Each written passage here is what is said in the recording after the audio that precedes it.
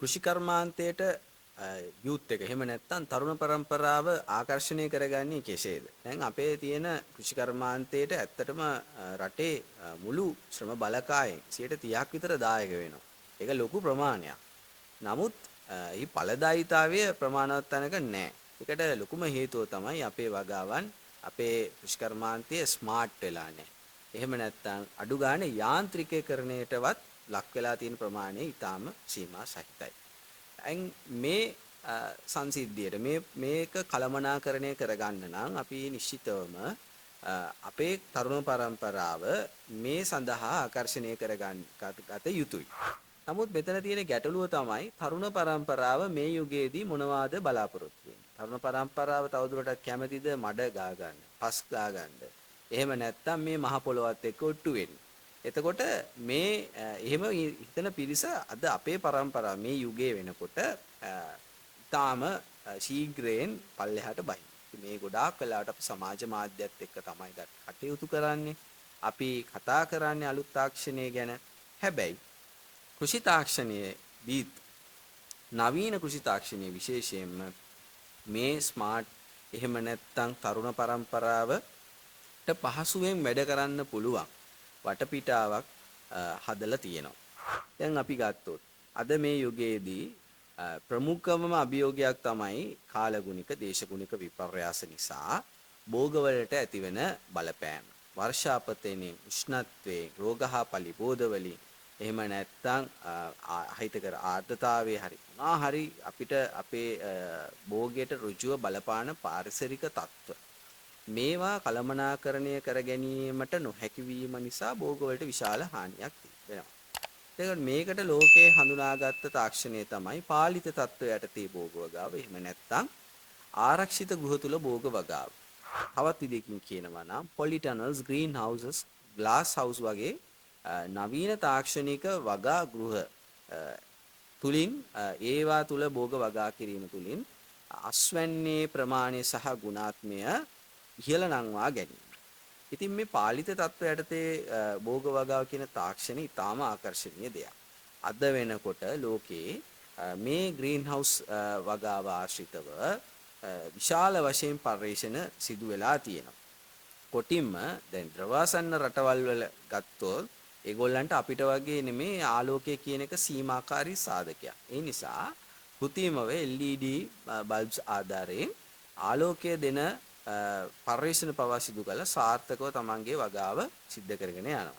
ඒ වගේම ජලය සහ පෝෂක මේ ශාකයට භෝගයට අවශ්‍ය වෙලාවෙදී නිශ්චිත කාලාන්තරවලදී නිශ්චිත පරිමාණයන්ගෙන් ලබා දීමට ඒ වගේම ස්මාර්ට් ජංගම දුරකථනයක් කරා යෙදවුමක් ඇප් එකක් software එකක් කරහා පාලනය කරන්න පුළුවන් මට්ටමට අද ලෝකයේ ගිහිලා තියෙනවා. ඒ විතරක් නෙමෙයි. අපි ගත්තොත් මේ අස්වැන්න නෙලීමේ අපි දන්නවා අපි කියනවා අස්වැන්නු නෙලීමේ සංරචක කියලා දෙයක් තියෙනවා. තක්කාලි ගෙඩියක් ඉදෙනකොට ඒ තක්කාලි ගෙඩියේ මතු පිට ඒ සිදුවෙන වර්ණ විපර්යාසය කෙසේද? එහෙම නැත්නම් ඒකේ ෆර්ම්නස් එක ඒ තියෙන තදභාවය කොහොමද? මේ දේවල් අද ඇත්ත වශයෙන්ම රොබෝ තාක්ෂණයෙන් එහෙම නැත්නම් කෘත්‍රිම බුද්ධියෙන් මේවා අඳුන ගන්න පුළුවන්. ඒ නිසා තක්කාලි පොකුරක ඒක ඉදෙනකොට මේ රොබෝස්ලා ඇවිල්ලා ඒ වගාවේ තක්කාලි ඉදිලා තියෙන මේ වෙලාවේ අස්වැන්න නෙලීමට සුදුසුම ඒ ගෙඩි ටික විතරක් නෙලා ගන්න පුළුවන් මට්ටමට තාක්ෂණය දියුණු වෙලා තියෙනවා. මම මේ තක්කාලි පමණයි උදාහරණයක් මේ වගේ තවත් නොයෙකුත් භෝග සඳහා නොයෙකුත් පළතුරු සහ එළවලු භෝග සඳහා අද වෙනකොට තාක්ෂණී නව ඉදිරි පිම්මක් පැනලා තියෙනවා. ඒ වගේම ගොඩක් වෙලාවට වෙබ් බේස්ඩ් එහෙම නැත්නම් මේ අන්තර්ජාලය පදනම් කරගෙන ක්ලවුඩ්ස් වලට මේ data ඔක්කොම සේව් වෙන ඒ වලින් ඇනලයිස් කරන්න පුළුවන් හොඳ විශ්ලේෂණයකින් අපිට තීරණ ගන්න පුළුවන් රියල් ටයිම් data එක සෙන්සර්ස් හයි කරලා අපිට නිශ්චිත වෙලාවල් වලදී මේ තියෙන සියලුම පරිසරයේ තියෙන වෙනස්කම් උෂ්ණත්වය ආර්ද්‍රතාවය සුළඟේ වේගය වෙන්න පුළුවන් පසේ තෙතමනිය pH අගය විද්‍යුත් සන්නායකතාවය භෝග වගාවට අදාළ වෙන සියලුම සාධක සෙන්සර් සංවේදක මගින් ලබාගෙන ඒ තුලින් තීන්දුව තීරණ ගන්න පුළුවන් මට්ටමට අද ලෝකයේ දියුණුලා තියෙනවා. මම හිතන්නේ තරුණ පරම්පරාව ආකර්ෂණය කරගන්න පුළුවන්. ඒගොල්ලන්ට මේ සඳහා ඉක්මනින්ම යොමු වෙන්න පුළුවන් ක්ෂේත්‍රයක් මෙන්න මේ වගේ නවීන කෘෂි තාක්ෂණික යෙදවුම් භාවිතාවට පැමිණීම. ඒ තුලින් මේකේ ගැන තියෙන උනන්දුව ඒ වගේම මෙහි තියෙන කාර්යක්ෂමතාවය වැඩි වීම තුළ ඉහළ ඵලදායීතාවයක් ලබා ගැනීමට හැකියාව ලැබෙනවා. අනෙක් අතට අපි ගත්තොත් අද අලුතෙන්ම ඩ්‍රෝන තාක්ෂණය ඩ්‍රෝන්ස් වලින් අපිට එලිමහන් වගාවේ විශාල පෙරලියක් කරලා තියෙනවා. අපි පළවෙනියටම අපේ වගාබීම් මැප් කරන්න පුළුවන්කම තියෙනවා මැපින් ඩ්‍රෝන්ස් වලින්. ඊට පස්සේ ඇප්ලිකේෂන්ස් අපිට කරන්නේ එහෙම නැහැ කියන්නේ පොහොර යොදන්න එහෙම නැත්නම් පලිබෝධනාශක යොදන්න. මේ නිශ්චිතම තැනට ඒ හරිම ඌනතාවයේ තියෙන තැනටම පොර ටික යොදන්න ඒ තියෙන ඌනතාවයන් අඳුන ගන්න ඒ හැම දෙයකම ඕන කරන තාක්ෂණය මේ ඩ්‍රෝන තාක්ෂණෙත් තියෙනවා. මේ හැම එකක්ම යම්කිසි පිටවයක් තියෙනවා තමයි. ඇත්ත. මේ වල තියෙන තාක්ෂණයත් එක්ක අපි වැඩ කරනකොට මේකේ තියෙන ලොකුම ගැටලුව තමයි මේ තාක්ෂණය සඳහා ඉනිෂියල් ඉන්වෙස්ට්මන්ට් එක මූලික පිරිවැය ආයෝජනය ඉතා කියලයි. ඒ සඳහා රජයක් විදිහට සහ පුද්ගලික අංශයේ බැංකු සහ මූල්‍ය ආයතන වලට පුළුවන් තරුණ පරම්පරාව මේ සඳහා යොමු කර ගැනීම සඳහා අවශ්‍ය කරන මූල්‍ය පහසුකම් ලබා දෙන්න. ආකර්ශනීය ව්‍යාපෘති යෝජනා තරුණයන්ගෙන් ලබාගෙන ස්ටාර්ට්අප්ස් වලට එහෙම නැත්නම් අලුතෙන්ම ව්‍යාපාර ආරම්භ කරන කෙනෙක්ට මේකට උදව් කරන්න. දැන් උදාහරණයක් විදිහට කියනවා නම් තව දුරටත් අපි කියන්නේ අර රසායනික ද්‍රව්‍ය යොදපු පලිබෝධනාශක ටැංකියක් පිටේ එල්ලගෙන රසායනික පලිබෝධනාශක කුඹුරට ස්ප්‍රේ කිරීම තව දුරටත් අවශ්‍ය වෙන්නේ නැහැ. අක්කර 100ක වුණත් කුඹුරු යායකකට එක වරුවකින් ඇත්ත වශයෙන්ම හොඳ බලගතු ඩ්‍රෝන් එකක් මගින් ස්ප්‍රේ කරන්න පුළුවන්. අවශ්‍ය කරන වල්නාශක වෙන්න පුළුවන්, පොහොර වෙන්න පුළුවන්. කොටින්ම බිත්තර වී ඉසීම පවා එක ඩ්‍රෝන් එකකින් කරන්න පුළුවන්. දැන් හොඳ බලගතු ඩ්‍රෝන් එකක් ගන්න කෙනෙක්ට මූල්‍ය පහසුකම නැත්තම් ඇත්ත වශයෙන් මේ සඳහා අවශ්‍ය කරන පුහුණුව සහ ඒ පිළිබඳ දැනුවත්භාවය ඇති තරුණයෙක්ට ඒ මූල්‍ය පහසුකම බැංකුව හෝ මූල්‍ය ආයතනයකින් ලබාගෙන එහෙම නැත්නම් ප්‍රදානයක් අසුරෙන් ලබාගෙන යොමු වෙනවා නම් ඉහළ ආදායමක් ගන්න පුළුවන්. අපේ රටේ තියෙන ගොවි සංවිධානයක කතා බහ කරලා ඒගොල්ලොන්ගේ සම්බන්ධීකරණයෙන් මේ ආයේ වපුරන වෙලාවට එහෙම නැත්නම් පොහොර දාන වෙලාවට පලිබෝධනාශකයක් ඇප්ලයි කරන්න ඕන වෙලාවට ඒ ආයෝජනය කරන්න පුළුවන්. ඉතාම ඉහළ ආදායමක් ලබන්න පුළුවන් ශාස්ත්‍රයක්. තරුණයෙක්ට පහසුවෙන්ම කරන්න පුළුවන් එකක් පිරිවැය අඩු වුණාට වැඩි වුණාට ඇත්ත වශයෙන්ම හොඳ ශාස්ත්‍රයක්. ඒ වගේම තමයි උපදේශන සේවා.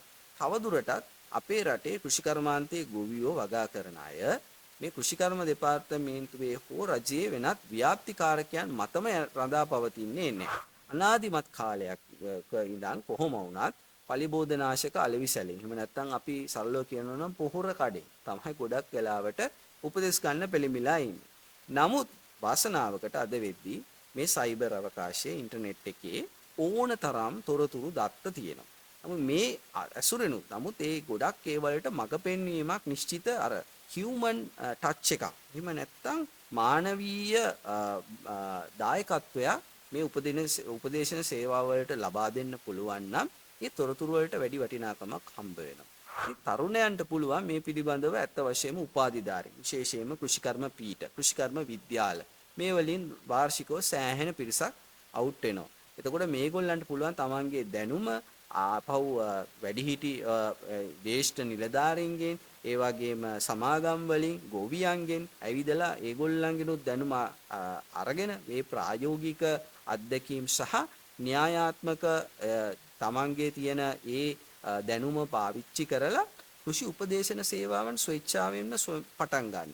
ග්‍රාමීයව මේකට අය කිරීමක් කරන්නත් පුළුවන්. මොකද මේ වෙලාවේ කෙසේ වෙතත් හැම කාලෙදිම දැනුම කියන දේ තමයි ඊටාම වටිනාම දේ. අපිට දැනුම තියෙනවා නම් ගොඩාක් ප්‍රශ්න විසඳ ගන්න පුළුවන්. අපි දැකලා තියෙනවා ප්‍රායෝගිකව ඊටාම සරල භෝගයක ඇතිලා තියෙන පෝෂක ඌනතාවයක් විසඳා ගන්න නොයෙකුත් විසඳුම් වලට ගිහිල්ලා ගොවියාගේ අනවශ්‍ය වැයබරක් දරපු අවස්ථාවන් ඕනතරම් දැකලා තියෙනවා. ඒ නිසා ඊට වඩා දැන් තාක්ෂණෙත් දියුනේ වේගයෙන් අපිට ළඟා වෙන්න පුළුවන්. අපිට රිමෝට්ලි අපිට ඕනනම් WhatsApp වීඩියෝ කෝල් එකකින් අපිට පුළුවන් මේ දේවල් අඳුන ගන්න අපි දැන් ඕන තරම් තියෙනවා බෝග උපදේශන සේවාවන් විශේෂයෙන්ම WhatsApp group ආශ්‍රිතව ඒ වගේම TikTok වැනි යොදවුම් වලින් අපිට පොඩි ෂෝට් වීඩියෝස් හදලා තියෙනවා දැනුවත් කිරීම කරන්න. Facebook අවකාශයේ කවදාත් groups තිබුණා, pages තිබුණා. ඒවා යාවත් කාලෙ වෙනුවෙන් යනවා. YouTube එකේ හොඳ tutorials තියෙනවා. ඉගෙන ගන්න සහ වැඩ කරන්න ඕන තරම් platforms මේ වෙනකොට තියෙනවා. ඒ නිසා තරුණයන්ට කදිම අවස්ථාවක් ලැබිලා තියෙනවා මේ ශාස්ත්‍රයත් එක්ක ඒකාබද්ධ වෙලා වැඩ කටයුතු කරන්න. ඒ තුලින් ජාතික ආර්ථිකයට ඒ වගේම අපි ලෝකයට පාලම් බඳින්න ඕනේ. අපි බලන්න ඕනේ පුළුවන් තරම් අපනයනේ දියුණු කරගන්න. අපේ රටෙන් පිට රටට අරන් යන්න පුළුවන් ගුණාත්මක නිෂ්පාදන ඕන තරම් තියෙනවා. ඉතින් ඒවත් එක්ක අගය එකතු කිරීම කරලා ඒ ස්පෙෂලි අපිට විශේෂයෙන්ම කියන්න ඕනේ බ්‍රෑන්ඩ්ස් හදන්න. ඒක තමයි වැදගත්ම දේ. අපි මහන්සි වෙන්න ඕනේ බ්‍රෑන්ඩ් එකක් හදන්න. සිලෝන් ටී කියන්නේ අපිට තියෙන හොඳම සන්නාම. ඒ වගේ තව සන්නාම ගොඩක් බිහි වෙන්න ඕනේ. ඒ වෙනුවෙන් තමයි අපි වැඩ කරන්න ඕනි සහ විශේෂයෙන්ම තරුණයන් කැම්පස් එක මේ විශ්වවිද්‍යාලවල පීඨ තියෙනවා. ගොඩාක් මම කියන්නේ කෘෂිකර්ම පීඨ විතරක් නෙමෙයි. ජනසන්නිවේදනාංශ ජනමාධ්‍ය එක්ක වැඩ කරන සමාජ විද්‍යාව මේ පර්යේෂණ මේ හැම එකක් එක්කම ඒකාබද්ධ වෙලා ඇත්ත වශයෙන්ම මේ තරුණයන්ට වැඩ කිරීමේ හැකියාව තියෙනවා. ඉතින් පොඩ්ඩක් උත්සාහ කරලා බැලුවොත් ඒක අධ්‍යයනයක් කරලා බැලුවොත් පහසුවෙන්ම මේ අවස්ථාවන් අඳුනා ගන්න පුළුවන්. ඒ වගේම බැංකු සහ මූල්‍ය ආයතන ඒ වගේම රජයේ මේ සම්බන්ධයෙන් ලබා දෙන ප්‍රධාන දෙන ආයතන සහයෝගය දෙන ආයතන මීට වඩා විවෘත මනසකින් පොසිටිව් ඒ කියන්නේ ධනාත්මකව ඒ වගේම මෙහෙම ස්ටාර්ට්අප්ස් වලට එන තරුණයන් දිහා ධනාත්මකව සහ සුහදශීලීව සහ නම්‍යශීලීව වැදගත්ම දේ. මොකද ගොඩාක් ලොකුවට තරුණයන්ට මේක බැංකු අපකරයක් තියන්න අමාරු වෙන්න පුළුවන්. එතකොට අපරහිත ණයක් ලබා දීම ඒ වගේම ඒකට අවශ්‍ය කරන තාක්ෂණික මඟ පෙන්වීම සඳහා පිළිගත් ආයතනයක් සම්බන්ධ කිරීම. ඒක රජය වෙන්න පුළුවන්, පෞද්ගලික අංශය වෙන්න පුළුවන්. හරියට ගාඩියන් කෙනෙක්. ඒ කියන්නේ අපකරයක් වෙනුවට එයාට මඟ පෙන්වන කෙනෙක් ලබා දෙන්න පුළුවන් ඒ බැංකු සහ මූල්‍ය ආයතන මගින්. ඒ සම්බන්ධයෙන් කටයුතු කරනවා නම් ඇත්ත වශයෙන්ම අපේ රටේ මේ නවීන කෘෂි තාක්ෂණයේ විශාල ඉදිරිපින්මක් පනින්න අපිට හොඳ විභවයක් තියෙන විත්තිය පැහැදිලිවම කියන්න පුළුවන්.